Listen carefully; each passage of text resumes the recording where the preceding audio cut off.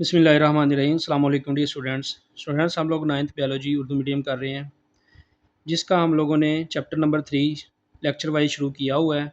तो आज का ये लेक्चर वैक्यूल से शुरू करेंगे। वैक्यूल ये सिंगल मेम्ब्रेन में लिपटी हुई थैलीनुमा ऑर्गेनेल्स हैं जो फ्लूइड से भरे होते हैं।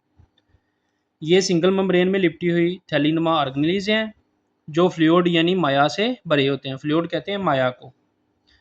जानवरों के सेल्स में बहुत से छोटे और आर्जी वैक्यूल्स होते हैं। जानवरों के सेल्स में बहुत छोटे और आर्जी वैक्यूल्स होते हैं। इनके अंदर पानी और ग़िज़ाई अज़ा होते हैं।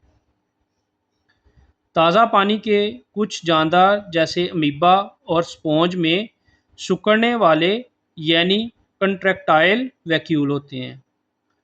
ताज़ा पानी के जानवर अमीबा और स्पॉन्ज में सिकुड़ने वाले कंट्रैक्टाइल वैक्यूल होते हैं। ये वैक्यूल्स इजाफी पानी और दीगर बेकार मादों को जमा करके बाहर निकालते हैं। वैक्यूल इजाफी पानी और बेकार मादों को जमा करके बाहर निकालते हैं। कुछ सेल्स खुराक निकलने के लिए फूड वैक्यूल बनाते हैं। फूड वैक्यूल खुराक को ज़ख़ीरा भी करते हैं।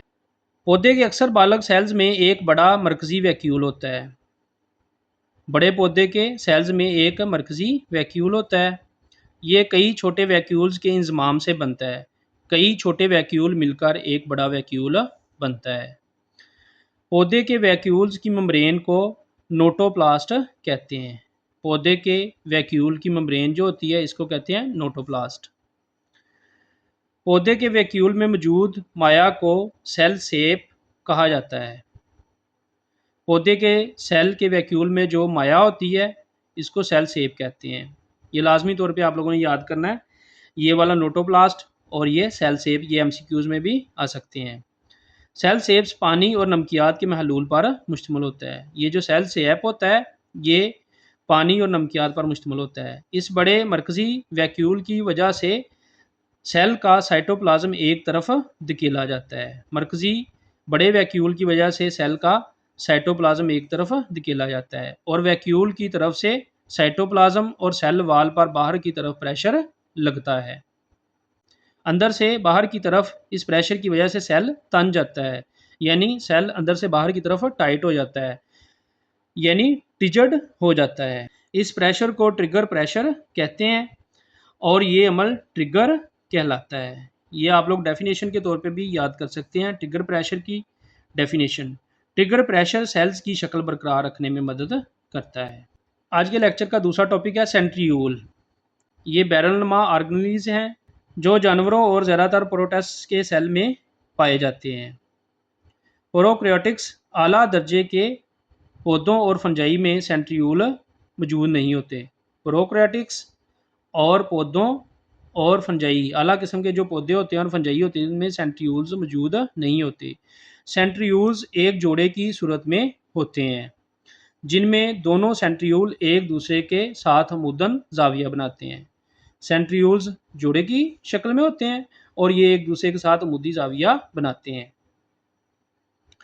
जानवरों के सेल्स में इस जोड़े को सेंट्रोसोम कहा जाता है।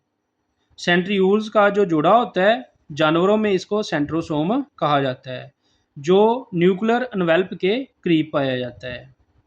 हर सेंट्रीयूल माइक्रोट्यूब्यूल के 9 ट्रिपलेट्स पर मुश्तमिल होता है। ये भी आप लोगों ने लाजमी तौर पे याद रखना है, एमसीक्यूज़ में आ सकता है। हर सेंट्रीयूल माइक्रोट्यूब्यूल के 9 ट्रिपलेट्स पर मुश्तमिल होता है। ये माइक्रोट्यूब्यूल एक प्रोटीन ट्यूब्यूलन से बनी होती है। सेल्स डिवीज़न के आगाज़ में ट्यूब्यूल्स का जोड़ा डबल हो जाता है। जब सेल तकसीम होने का वक़्त आता है तो सेंट्रीयूल्स का जोड़ा डबल हो जाता है, यानी इसके 2 जोड़े बन जाते हैं और दोनों जोड़े सेल के मुखालिफ कुतुबों की तरफ चलते हैं और दोनों जोड़े सेल के अंदर मुखालिफ सिमतों में चलते हैं। वहाँ ये स्पिंडल फाइबर बनाते हैं। ये जोड़े सेल्स की मुखालिफ सिमत में जाने के बाद स्पिंडल फाइबर बनाते हैं। स्पिंडल फाइबर सेल डिवीज़न के दौरान क्रोमोसोम्स को अलग अलग करने के ज़िम्मेदार होते हैं। स्पिंडल फाइबर का काम सेल के अंदर होता है, जब सेल डिवीज़न होती है तो क्रोमोसोम को अलग अलग करना। जिन सेल्स में सीलिया या फ्लैजेला होते हैं इनमें सेंट्रीयूल सेल मेम्ब्रेन के करीब पाया जाता है। इन सेंट्रीयूल्स को बेसल बॉडीज़ कहा जाता है। ये बेसल बॉडीज़ सीलिया और फ्लैजेला बनाने के ज़िम्मेदार होते हैं। ये स्टूडेंट्स सेंट्रीयूल की साख्त दिखाई गई है। माइक्रोट्यूब्यूल्स का एक ट्रिपलेट, ये पीला, नीला और सब्ज़, ये ट्रिपलेट एक दिखाया गया, ये दूसरा है, ये तीसरा, ये चौथा, ये पांचवा, इस तरह ये दिखाए गए हैं। ऊपर से देखें तो ये वाला मंजर आपको नज़र आएगा। स्टूडेंट्स आज के लेक्चर का लास्ट टॉपिक पौधे और जानवर के सेल्स में मुवाजना। तो इसमें स्टूडेंट सेल का हिस्सा दिया गया है, आगे बयान दिया गया है, इसकी मौजूदगी कहाँ पे होती है और इसका काम क्या होता है ये बताया गया है। पौधे और जानवर के सेल में, पौधे और जानवर के सेल में साइटोप्लाज्म, सेल मेम्ब्रेन और न्यूक्लियस ये पौधे और जानवर दोनों के सेल्स में पाए जाते हैं, जबकि सेल वाल, बड़ा वैक्यूल और क्लोरोप्लास्ट ये सिर्फ पौधों में मौजूद होते हैं। नंबर 1 पे है साइटोप्लाज्म। ये जेली जैसा मादा होता है जिसमें सेल के ऑर्गेनेल्स मौजूद होते हैं। इसकी मौजूदगी होती है सेल मेम्ब्रेन और न्यूक्लियर एनवेल्प के दरमियान। ये सेल मेम्ब्रेन और न्यूक्लियर एनवेल्प के दरमियान मौजूद होता है। इसका काम है सेल ऑर्गेनेल्स को जगह फराहम करना, कई मेटाबॉलिक रिएक्शंस के लिए जगह फराहम करता है। सेल मेम्ब्रेन ये एक सेलेक्टिवली परमिएबल मेम्ब्रेन है जो साइटोप्लाज्म के गिर्द बाउंड्री बनाती है। सेल मेम्ब्रेन साइटोप्लाज्म के गिर्द मौजूद होती है। इसका काम है सेल के अंदर और बाहर जाने वाले मादों को कंट्रोल करना। न्यूक्लियस एक गोल या बैजवी ऑर्गेनेल जिसमें डीएनए पाया जाता है। न्यूक्लियस एक गोल या बैजवी ऑर्गेनेल होता है जिसमें डीएनए पाया जाता है। इसकी मौजूदगी जानवर के सेल के दरमियान में होती है और पौधे के सेल में एक तरफ होती है। इसका काम होता है सेल डिवीज़न को कंट्रोल करना, सेल की तकसीम को कंट्रोल करना, सेल की सरगर्मियों को कंट्रोल करना, सेल के अंदर होने वाले कामों को कंट्रोल करना। सेल वॉल एक सख्त बेजान बैरूनी दीवार जो सेलुलोज की बनी होती है। इसकी मौजूदगी होती है पौधे के सेल की बैरूनी जानब, पौधे के सेल की बैरूनी जानब इसकी मौजूदगी होती है। इसका काम होता है सेल को सहारा फराहम करती है, पानी और नमकियात को गुजरने देती है। ये सेल को सहारा फराहम करती है और पानी और नमकियात को अपने अंदर से गुजरने देती है। बड़ा वैक्यूल सियाल माया से भरी थैली जिसके गिर्द मेम्ब्रेन होती है।